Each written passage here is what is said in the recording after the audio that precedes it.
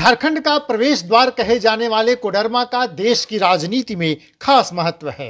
अबरख के खानों से भरा पड़ा झारखंड का कोडरमा झारखंड के 14 लोकसभा क्षेत्रों में से एक क्षेत्र तो है, लेकिन संसदीय राजनीति में भी कोडरमा की अपनी खास धमक है।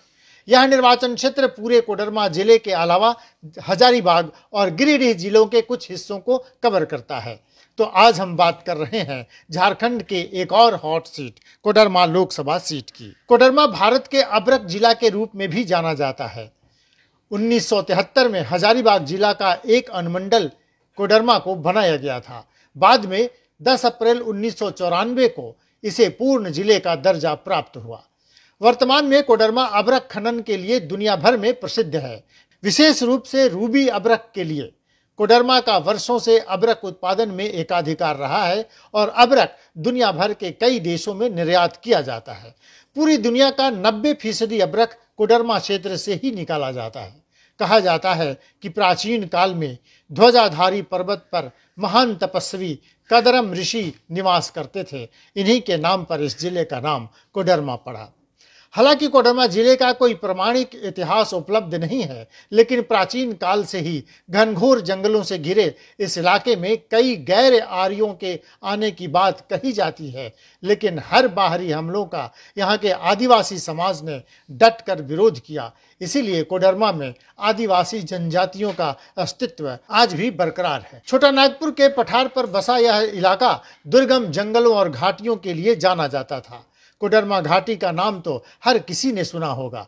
हाल के दिनों में कोडरमा घाटी में पठारों को तोड़कर चौड़ी सड़कों का निर्माण हो गया है, लेकिन एक जमाने में कोडरमा घाटी से गुजरना दुरूह कार्य होता था। झारखंड की राजधानी रांची से इसकी दूरी लगभग 165 किलोमीटर है। यहाँ बराकर, बरसोती और सकरी जैसी नदियां बहती हैं। ज्यादातर इलाका पहाड़ों और जंगलों से भरा है। कोडरमा का मुख्य शहर झुमरी तलैया का नाम तो आपने जरूर सुना होगा। यहाँ का झुमरी तलैया डैम, झरना कुंड धाम, विंद्राहा जलप्रपात पर्यटन के मुख्य केंद्र हैं। कोडरमा धार्मिक रूप से भी महत्वपूर्ण रहा है। कोडरमा में शक्तिपीठ मां चंचला देवी का मंदिर है, जहां दर्शन पूजन के लिए देश भर से श्रद्धालु आते हैं। बहरहाल कोडरमा स्वतंत्र लोकसभा क्षेत्र के रूप में 1977 में अस्तित्व में आया था। इसके पहले यह गिरिडीह और हजारीबाग लोकसभा क्षेत्र में आता था। उस समय कोडरमा का कुछ हिस्सा गिरिडीह में तो कुछ हिस्सा हजारीबाग में आता था। 1977 में जब यह स्वतंत्र लोकसभा सीट बना तो जनता पार्टी के उम्मीदवार RLP वर्मा पहली बार कोडरमा से सांसद चुने गए। 1980 में भी RLP वर्मा ही दोबारा यहां से सांसद चुने गए, लेकिन 1984 में इंदिरा गांधी की हत्या के बाद सहानुभूति लहर में कांग्रेस के तिलकधारी सिंह कोडरमा से चुनाव लड़े और जनता ने उन्हें अपार स्नेह दिया। कोडरमा में पहली बार कमल खिला 1989 में। जनता पार्टी के टूटने के बाद RLP वर्मा भाजपा में शामिल हो गए और एक बार फिर कोडरमा से सांसद चुने गए। कोडरमा में 1991 में बड़ा फेरबदल हुआ। उस समय पहली बार जनता दल ने एक मुस्लिम नेता मुमताज अंसारी को कोडरमा से मैदान में उतारा और मुमताज अंसारी जीत कर संसद पहुंचे। 1996 और 1998 के चुनाव में भी भाजपा नेता रीतलाल वर्मा यहां से सांसद चुने गए। 1999 में एक बार फिर तिलकधारी सिंह कोडरमा के सांसद बने। कोडरमा की सियासी हवा तब एकदम बदल गई जब सूबे के पहले मुख्यमंत्री बाबूलाल मरांडी ने संसदीय राजनीति में अपना कदम रखा। वर्ष 2004 में बाबूलाल मरांडी कोडरमा से भाजपा के टिकट पर चुनाव लड़े और संसद पहुंचे। 2006 में बाबूलाल मरांडी ने भाजपा से नाता तोड़ लिया और उपचुनाव में बाबूलाल मरांडी निर्दलीय मैदान में उतरे और सांसद चुने गए। मरांडी ने झारखंड की राजनीति में अपना नया तेवर दिखाना शुरू कर दिया था। उन्होंने झारखंड विकास मोर्चा नाम की नई पार्टी बना ली थी। 2009 में बाबूलाल मरांडी झारखंड विकास मोर्चा के टिकट पर चुनाव लड़े और संसद तक पहुंचे। बाबूलाल मरांडी के अलग पार्टी बना लेने के बाद 2014 में भाजपा ने रविंद्र कुमार राय को कोडरमा के मैदान में उतार दिया और रविंद्र कुमार राय यहां से सांसद चुने गए। लेकिन कोडरमा के सियासी गलियारे की हवा तेजी से बदल रही थी। एक जमाने में लालू प्रसाद यादव की विश्वास पात्र रही राजद नेत्री अन्नपूर्णा देवी ने राजद से नाता तोड़ लिया और भाजपा में शामिल हो गई। 2019 में अन्नपूर्णा देवी यादव भाजपा के टिकट पर कोडरमा से चुनाव लड़ी और तत्कालीन झारखंड विकास मोर्चा के संस्थापक रहे बाबूलाल मरांडी को करारी शिकस्त दे दी।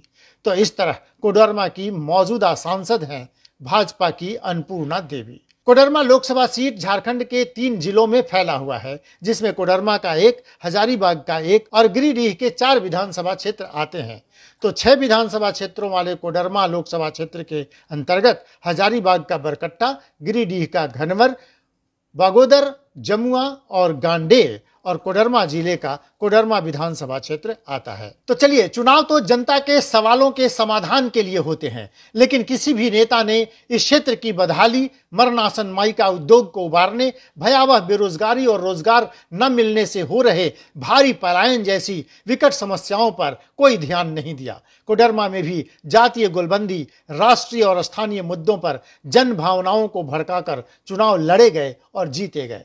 कोडरमा जिला तो बन गया, लेकिन क्षेत्र की जनता मूलभूत सुविधाओं के लिए अभी भी संघर्ष कर रही है।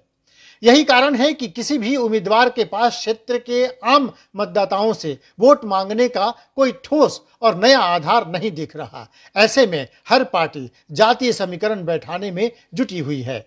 कोडरमा में जातीय गोलबंदी करके ही चुनावी बैतरणी पार की जा सकती है। तो आइए एक नजर डालते हैं क्षेत्र में किस जाति का कितना वोट है और किस जाति का ऊंट किस करवट बैठने वाला है।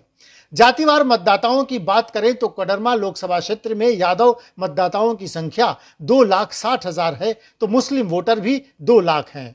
कोडरमा में कोयरी कुर्मी 2,20,000 हैं, जिसमें 80% मतदाता कोयरी ही हैं। भूमिहार मतदाता 2 लाख हैं, तो वैश्य 1,50,000 हैं। कोडरमा में आदिवासी वोटर 1.5 लाख हैं, तो दलित महादलित 2 लाख और अन्य पिछड़ा और अति पिछड़ा 2,30,000 हैं। भूमिहार को छोड़कर अन्य सवर्ण वोटरों में ब्राह्मण 65,000, राजपूत 20,000 तो कायस्थ 8,000 हैं। कोडरमा की राजनीति में एक बात तो साफ है कि यहाँ यादव भूमिहार कोयरी ही निर्णायक होते हैं और यही वोटर सांसद बनाते आए हैं। तो कोडरमा में 2024 के चुनावी महासंग्राम की तैयारी शुरू हो गई है। हर पार्टी अपने अपने योद्धाओं को जातीय समीकरण वाले हथियार से लैस करने में जुटी हुई है। तो आइए एक नजर डालते हैं कौन होगा किस पार्टी का योद्धा जो दूसरे योद्धाओं पर भारी पड़ सकता है।